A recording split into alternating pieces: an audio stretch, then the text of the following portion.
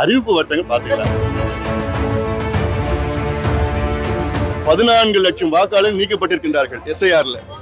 இவ்வளவு காலமா இதை வச்சுட்டு தான் திமுக கள்ள ஓட்டு போட்டு இந்த கோட்டையை வச்சிட்டு இருந்தாங்க. இப்ப அந்த கோட்டையில பெரிய ஓட்டம் வந்துடுச்சு. பாமக இதுவரையிலும் குறைவான தொகுதிகள்ல போட்டியிடல. இன்னைக்கு நீங்க 18 தான் போட்டியிடுறீங்க. இது என்ன மெசேஜ் சார்? இல்லைங்க, இப்போ விஜய் அறிவிச்சிட்டாங்க. இல்ல சார், நீங்க அந்த கட்சி சேர்ந்தவங்களா நீங்க? இல்ல சார், தகவல் வருது விஜய் போட்டியிடறாரு, தகவல் வருது, நீங்க நிக்கிறீங்க, எப்படி பாக்குறீங்க? பலம் எப்படி ஏங்க அறிவிப்பு வட்டங்க பாத்துக்கலாம். திமுக கோட்டை அப்படின்னு சொல்லுவாங்க. நீங்க பாமக இப்ப அதுல பெரிய ஓட்டை. ஏன்னா இந்த SIRல சென்னையில கிட்டத்தட்ட 40 லட்சம் வாக்காளர்களில் 14 லட்சம் வாக்காளர் நீக்கப்பட்டிருக்கின்றார்கள் SIRல. இவ்வளவு காலமா இதை வச்சுட்டு தான் திமுக கள்ள ஓட்டு போட்டு இந்த கோட்டையை வச்சிட்டு இருந்தாங்க. இப்ப அந்த கோட்டையில பெரிய ஓட்டம் வந்துடுச்சு.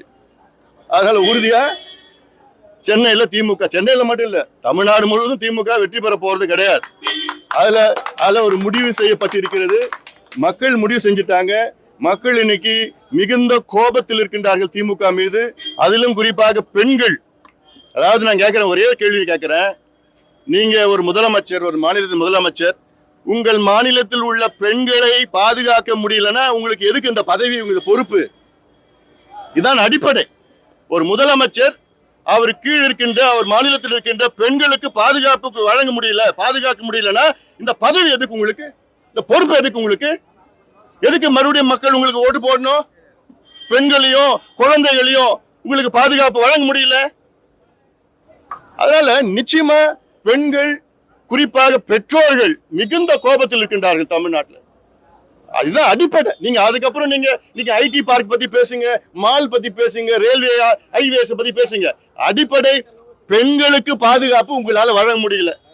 தினம் தினம் பெண்கள் மானபங்கம் செய்து, பாலியல் வன்கொடுமை செய்து 2.5 வயது பிஞ்சு குழந்தைகள் கொடூரமான முறையிலே கொலை செய்யப்படுகிறார்கள். அப்போ உங்களுக்கு சட்ட ஒழுங்கு, அடிப்படையில உங்களுக்கு சட்ட ஒழுங்கு உங்களுக்கு செய்ய முடியலன்னா அப்புறம் எதுக்கு உங்களுக்கு இந்த நிர்வாகம், எதுக்கு இந்த ஆட்சி? அதுல மறுபடியும் எதுக்கு நீங்க உங்களுக்கு மக்கள் ஓட்டு போடணும்? சார், பாமக இதுவரையிலும் குறைவான தொகுதிகள்ல போட்டியிடல. இன்னைக்கு நீங்க 18 தான் போட்டியிடுறீங்க. இது என்ன மெசேஜ் சார்? இல்லைங்க, இப்போ பாட்டாளி மக்கள் கட்சிக்கு 18 சட்டமன்ற தொகுதிகள், ஒரு மாநிலங்களவை தொகுதி. நீங்க ஒரு மாநிலங்களவை தொகுதி எடுத்தீங்கன்னா கிட்டத்தட்ட ஒரு 6 சட்டமன்ற தொகுதிக்கு நிகரானது. இன்னும் சொல்ல போனா கிட்டத்தட்ட 24 சட்டமன்ற தொகுதியில் போட்டியிடுகின்ற ஒரு கணக்கு தான். அதனால இது குறைவு அதிகம்லாம் இல்லை. இது கூட்டணியில எங்க நோக்கமே திமுக அகற்றணும். அதனால எங்களுக்குள்ள நாங்க பேசிட்டு இருக்கிறோம், அவ்வளவுதான். அதெல்லாம் நாங்க குறைவா அதிகமா அதெல்லாம் இப்ப பிரச்சனை கிடையாது. திமுக அகற்ற வேண்டும், அகற்றப்பட வேண்டும். இந்த ஊழல் ஆட்சி அகற்றப்பட வேண்டும். துப்பில்லாத, சட்டம் ஒழுங்கு தெரியாத, பெண்களுக்கு பாதுகாப்பு வழங்க முடியாத ஆட்சி தூக்கி எறியப்பட வேண்டும். அந்த ஒரு காரணத்துக்காக தான் நாங்கள் ஒன்றாக சேர்ந்திருக்கின்றோம். எங்கள் கூட்டணி மெகா கூட்டணி. நாங்கள் மிகுந்த தெம்போடு இருக்கின்றோம், தைரியத்துடன் இருக்கின்றோம். திமுக தான் நடிச்சிட்டு இருக்கிறாங்க, பயந்துட்டு இருக்கிறாங்க. எங்க மேல சும்மா ஒண்ணு இல்லாததெல்லாம் குறை சொல்லிட்டு இருக்கிறாங்க. குறை சொல்றது ஒண்ணுமே கிடையாது. வாக்குறுதியில் நிறைவேற்றாத ஒரு திமுக மீண்டும் ஏன் மக்கள் அவங்களுக்கு வாக்களிக்க வேண்டும்? பெண்களுக்கு பாதுகாப்பு வழங்க முடியாத திமுக ஏன் மக்கள் வாக்களிக்க வேண்டும்? சட்டம் ஒழுங்கு சரியில்லை, ஊழல், எல்லாம் ஊழல்துறை, சமூக நீதியை குழிதோண்டி புடைத்த திமுகவுக்கு நிச்சயமா மக்கள் பாடத்தை புகட்டுவார். விரைவில்.